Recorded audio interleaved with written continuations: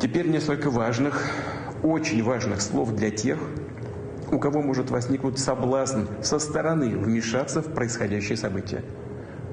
Кто бы ни пытался помешать нам, а тем более создать угрозы для нашей страны, для нашего народа, должны знать, что ответ России будет незамедлительным и приведет вас к таким последствиям, с которыми вы в своей истории еще никогда не сталкивались.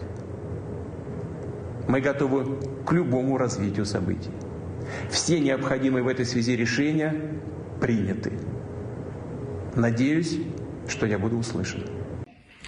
Шановні громадяни України, сьогодні вранці президент Путін оголосив проведення спеціальної військової операції на Донбасі. Росія здійснила удари по нашій військовій інфраструктурі та по нашим прикордонникам, прикордонним загонам. В багатьох містах України було чутно вибухи.